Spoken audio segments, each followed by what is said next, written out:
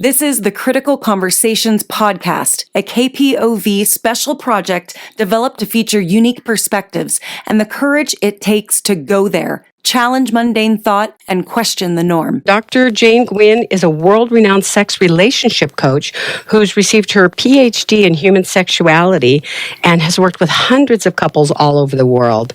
She's the author of the best-selling book, Too Busy to Get Busy, and I'm told she's writing another book she'll tell us about later. So welcome to the Friday Point, Dr. Guyn. That's quite a resume. I am so excited and happy and honored to be here with you, Jackie. Thank you so much for inviting me to talk about this amazing topic of sex. You know, it is, and we were talking before, there's so much we could be talking about, so we know we're going to have you back on. But, you know, let's start with having you tell our listeners, what is a sex therapist or a sexologist, and why did you choose that career? Well, that's the question my mother always wanted to know. She said to me one time, honey, you have a beautiful family. Why would you want to do something dirty like that? Oh. I know, and I understand that because she came from a different generation, and she felt that sex in some way was either frightening or dirty. But for me, it's just the most interesting and provocative topic that we can engage in as people. The way I found myself here is through the same kind of a journey that lots of women face. I became a mom when I was much younger, and I lost my sex drive. My husband and I kind of struggled, and as a result of that, I realized that lots of women were facing these types of concerns at perimenopausally, and I ended up getting all sorts of education and eventually my PhD in human sexuality, and it's been such an interesting career. Yeah, it sounds like it. And, we will talk about aging and sex. I think that's really important, an important topic. But, let's just first talk about what are some of the sexual blocks that couples face? Well, we are multifactorial beings, and for me, I see sex very holistically. So I created a model, actually, that helps us look at sex from through seven different lenses. The body, of course, impacts us, our environment, where we are. Is it a sexy place? Is it private or not private? Our desire, what turns us on? Our relationship, are we getting along well? Do we have power dynamics? Our openness to sex and sexuality, how have our previous experiences or emotions affected us? Then, of course, orgasm, and we want two O's, but they're not necessary. So O in bedroom, this is spelling the word bedroom. And then finally, mindfulness. How does our mind, our thoughts, how does our showing upness and not being on our head so much, how does that allow me to be a lover for you if I'm in my head or not? So how can I show up in a way that isn't just all in my head, thinking about it, spectatoring, or wondering if I'm doing it right? So your book titled Too Busy to Get Busy kind of reminds me of my own life, because when I'm feeling like really stressed or overwhelmed or just busy in general, you don't feel the need to make time for that intimate time with your partner. So why is that? Because afterwards, when I do make time, I'm like, why don't I do this more often? So what keeps people at bay from doing that? Yeah, that's such a great question. When you think about our lives and how busy we are, one of the things I often say to clients is, how long is it typically taking for the two of you to make love or have sex? And though, sadly, the average in the U.S. is 5 to 7 minutes, which is not long enough for a woman to feel even remotely turned on. Mm-hmm. We'll talk more about how we can maintain our own sexual energy and kind of keep our battery charged during the day so we don't have to have a 45-minute, kind of warm-up before we start having sex. But for us, our lives are busy, yes, but don't we have a half an hour? Do we have 40 minutes somewhere in the day when we could allow ourselves to be naked and connected and touching each other? Because it's true that for most of us afterwards, we feel like, oh, that was the most amazing thing. Why don't we do that more often? Totally hear you about that. Yes, for sure. And I was very impressed to see that you're also a yoga instructor, because I feel like you get the same type of release after doing yoga as when you get from having an intimate relationship or contact with someone. Right, and it does have a lot to do with what we do on our mat. So just showing up on our mat and taking child's pose or savasana might be enough that particular session, that particular time. And same thing for sex. We don't have to have full or real sex, whatever we define that to be, for it to be a beautiful experience. We might just define sex differently, and it might really be something that has to do with just exchanging energy, holding each other, making out. We kind of put ourselves into a box, and it's very heteronormative so that it's penetrative. It's always, she comes first. If it's a heterosexual couple, he comes next, which to me is a sexual equity issue, which we could talk about another time. But there's so much that we do to put expectations on the sex, and we put so much pressure on ourselves to orgasm or to make the partner orgasm or to orgasm in a certain amount of time or a certain position or way, that it takes away a lot of the spontaneity and the presence that we could experience that would make it much, much more satisfying. So what I'm hearing you say, and maybe I don't know if this is what I'm hearing you say, but that, sex isn't the act of penetration, that it, I guess that it goes back to what it is that famous question. And what is sexual intercourse? Is it the penetration or is it the intimacy? Yeah. Such a well-framed question. So it does depend on what we as a couple, how we define our connection to really first ourselves. So like I'm connecting to myself all the way down through myself and bringing myself to you. And then you're showing up for me. And then we get to it's like a dance. We get to co-create something that works for us. And it might be very different from what we had imagined. And it might be very, very different. It almost always is very different from what we might see in mainstream porn or in like the so-called movies when they were the movies. The way that they're always like super hot. There's white sheets. They're passionately, engaged. And you can see that the man penetrates her. She has ecstasy, probably orgasms immediately, and then he falls off of her, and then they fade out. It's like, wow, that was amazing. But that's what we've been socialized to expect, and that's not real. First of all, we aren't in the movies. There's not the lighting and camera and makeup and so forth. But secondly, that's just not that experience of this instantaneous orgasm for the woman. Hands free all the time. He's never giving her oral sex or touching her. He's always just having intercourse with her, and then he's usually like male superior. That's the way it seems to be in Hollywood. And then they're done, and she's completely satisfied. This isn't what typical couples experience, and so we get to in our relationship just to decide between us what feels great for us, and then just like play with each other. So many of my clients talk about wanting to have a playful energy, which is by definition low stress. We've removed all kind of the script and allowed ourselves to just be in our bodies with each other. Clad, partially clad, all sorts of different ways. So because the movies kind of show more of the men's side or the men's pleasure part of sex, do you often have more women as clients, or is it kind of a fair balance between men and women? I think that we have all been impacted negatively by the culture that defines sex a certain way. Men tend to be very focused on performance, and interesting that we even use the word performance to describe male sexual response. Like performance, I'm up on the stage, like I have a great erection, ta-da.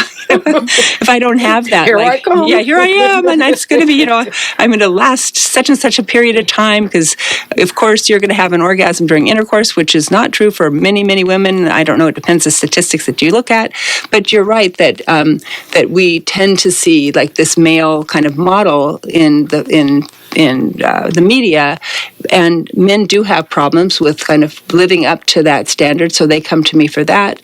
And women often have, they express more with sexual shame, and oftentimes even becoming aversion to sex because they've not had the kind of connection that really serves them. And so we are doing sex in a way that doesn't feel good, and we've done it for a long time. And because of that, our body starts to like shut down for us, and it starts to say, I'm an empowered person. I don't have to do this. It becomes kind of an act of resistance, and I really support that, because having the sex we hate is not helping us or our partner. No. Wow. Yeah. So, what? Let's talk about the pandemic. Do you think the pandemic had an impact on couples' sexual lives? They were together all the time. Do you think it either enhanced it or it made it even more difficult? Okay, it made it so much more difficult because in pre-pandemic, we all knew like we can't make love because we're too busy. So for sure, like we're totally too busy, like we don't have time, so we can't. If we had time, we'd totally be doing that. Like, yeah, we both agreed. Then we're home, and for a while we feel pretty busy figuring out Zoom, etc. But at some point, we realize that we got time, and we're not having sex, and so that idea disappeared for us, and we found out that we were very bored actually with the sex, and we had a lack of what's called the perceived obstacle. There's a really amazing equation called the erotic equation. Excitement on one side of the equation is equal to perceived obstacle, so that feeling of forbidden fruit, can't get it, times attraction. When you take away that sense of not being able to get it, this happens for retired people as well, and people who have tons of, maybe they're in the van life, they're together constantly, or for whatever reason, the Zoom life, and they have no obstacle. They could have sex anytime, any day, and their excitement, sexual excitement, because there's no barrier there, just drops off. So somehow within these long-term committed relationships, or where we're very close to each other in time and space, we have to be able to create some distance. So there's some mystery left, right? Some mystery, not just like, hey, I'll take the recycling out and then you just go get ready. Can you go take the pill? I'll take the recycling. I'll meet you in 40 or 20 minutes or whatever. And I got to run over to 7-Eleven because we're out of sour cream. Whatever. You mentioned the 7 steps, the bedroom. Could you just briefly go BEDROOM for people who just want to kind of get that in their head? Sure. It's it's a way for you to think about your sex life and think about yourself sexually and kind of wonder. For me, we're always in curiosity, and when we are in curiosity about sex, it helps. So just wondering, are there things about my body that keep me from feeling comfortable sexually? Maybe it's body dysmorphia, it could be sexual pain, it could be some arthritis or other thing that's going on for you, it could be something with erections for you or your partner. Then there's your environment. So where are you making love? What's going on in your physical place? For example, maybe you have too many dogs in the bed. Happens all the time. Like maybe a crate would be like the answer to your sex life. Then desire. What turns you on? What kinds of things do you find sexy or erotic? Like how can you kind of fuel your own sexual turn on? That might include things like your diet could be impacting your desire as well. There are other things that you can look at in your terms of desire. And then your relationship could be something very conflictive. Maybe you have a lot of power kind of struggles with your partner, and it's difficult for you to let go. You might want to, everything might be online, but in yourself, like you might feel good in your body, you might be environmentally kind of like sexy and hot, but you're upset and with your partner.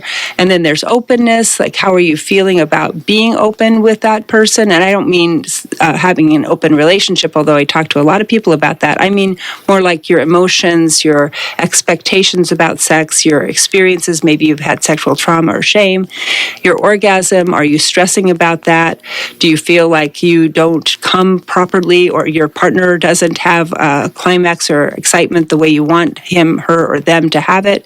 And then finally, what's going on in your head? Are you able to kind of get out of Costco long enough in your head? The Costco list is like a demon in our heads. Like how can we stop thinking about the organic blackberries that we have to get for whatever is for dessert and have sex instead? Like we can get the Costco thing done later. We don't have to think about it while we're making love. So do you have a few like tips and tricks for the everyday couple? I have 3. So the first one is to slow down. And slowing down means creating some spaciousness inside of yourself and inside of your life so that you have enough kind of exhale and to be present with your partner, but really slowing down every piece of the sexual experience. So if you think about maybe the first time you made out with your partner and like what they tasted like and how their lips felt on you and how they put their hand behind your head and your hair and like how time slowed down in in that moment, just that one kiss. And when you are imagining your last sexual experience, it's likely, if you're like everyone I ever talked to, that there was a rushed feeling in that moment. So slowing down is so important. And then the second thing is to show up. And when I say show up, I mean, like, be yourself as much as you can. Take off all of them. We love Halloween. The costumes are great. But we wear costumes kind of into the bedroom with our partner. And it's more like putting on sex, being a sex person, doing what we think is going to be hot for them, somehow not really being authentically ourselves. So just showing up as you yourself, like literally naked, not just without clothes. And then letting go of expectations. So just like, let's talk about orgasm for a second. Letting go of having a climax for you or your partner. It doesn't have to happen. Just letting go of the way they do you, or the way you do them, or whatever, things you think your friend might be doing or have heard of. All of that can just disappear. So if we do those three things, to slow down, to show up, and let go, so many things just like can fall away, and it allows for conversation when that's difficult, because honestly, that is difficult. Those three things that sound simple are much harder than they sound. And I want to talk about aging and sex, because when I get together with my girlfriends, we used to talk when we were younger about kids and about our husbands and about sex and all. Now we talk about the lack of sex and the lack of sex drive. Yeah. And I was at somewhere where I think you spoke, and I think somebody said, these couples aren't having sex anymore because it's painful or they just don't have the desire, and how sad that is. Yeah. And I thought, wow, that's an interesting topic, how sad that is. Tell us what the challenges are, and what we have to think about aging. I mean, if it's painful, if somebody like you said has an arthritic hip, the man can no longer be on top. Is it okay for us to just kind of see that in our rearview mirror? I love that question, Jackie. I had someone the other day in my office. They were in their later 70s, both of them, and she said, didn't God just set us up for no sex anymore? He gets soft and I get dry. Right. Like, I think it's done. Yeah. But then they also said to me, like, whenever they make love, they say to each other that I'd be happy. Because it's not true that it's over. We go through changes, yes, but it doesn't mean that we can't still keep connecting as humans and connecting even sexually as people. So there's a modification to what we're doing. And that's just like there's a modification to everything we do. Like, I don't know. I've never been a runner, but like I like walking. And I watch these beautiful runners here in Bend, and I'm like, great, good for you. But that's true for me sexually too. I don't think we need to be marathoners as sex people. We don't have to be, doing all the things that they do with their split boards when we're, in our 60s, 70s, 80s, and possibly beyond. I haven't personally worked with people in their 90s, but I have friends who've been sexual in their 90s, or people's parents who've been sexual in their 90s. So it's not like we have to have the same sexual practices that we had when we were younger. But the key question you asked was libido, the desire to connect sexually, and what do we do when we've lost like the libidinous desire, like that raw turn on, which is more something that during our younger years was easier to find it, and it may not be there anymore. Maybe what we find now is just a desire to touch and be close, and maybe we use coconut oil for lubrication or some other lubricant, and maybe he doesn't get an erection, but men are still able to have orgasm without an erection, and it's interesting we don't know that. I didn't know that. Yeah, right. Well, because we don't talk about that, but men can have orgasm with a soft penis. And, if we're having sex with another woman or a they-them person, there's never an erection involved. So we always have our hands, right? We might have some arthritic conditions in our hands, but there are also different things to use. There's so many ways to be creative. Again, going back to curiosity and just the desire to be together, to exchange energy, and to allow it to be whatever it is today. And just kind of letting go of what our expectations were and letting it still be in the good enough category. Okay, so maybe turning it back to maybe my generation, I see people struggling with a lot is just the hookup culture these days and how that's maybe different from different generations, and how does that affect people in their intimate lives? Oh my goodness, it's so powerful, and I must say, and not in necessarily a good way, for a lot of women who've been in the hookup culture, they feel like they've misused themselves. Oftentimes, well, people do describe non-consensual sexual experiences they've had that have been difficult, but they're more often they've been in consent, but not completely. So they've said yes to something that they didn't deeply desire, or they were under the influence, and so they did it, in quotes, and it felt like it was kind of abusive to their being, to their sexual being. And now it's harder for them to continue. So it's really a reset as well. So letting go of the past and then finding what really is arousing and feels grounded and connected to you now. And that might be something really different. It might be something very slow. It might be something really tender. Well, we could go on, and I know you're going to be back with us. So in the 1 minute that we have, tell us how people can get in touch with you, what's on your website, and, just anything you feel like people should know. Sure. So I'm at howtofixmysexlife.com. Oh, easy. Yeah. And the thing to do is to go there, or you can also find me at Jane Guyn, and you would find my website there. So it's Guyn. And when you get there, what I'd invite you to do is to take the bedroom blueprint quiz, which will give you a sense of where you might be getting kind of stuck in one of these 7 different areas. You can also find me and do a virtual coffee with me. I'd love to talk with you about yourself, your sex life, whatever's happening. Just get in my calendar and we'll have a chat, and I'll probably be drinking coffee. You don't have to be drinking coffee. Well, thank you so much, Dr.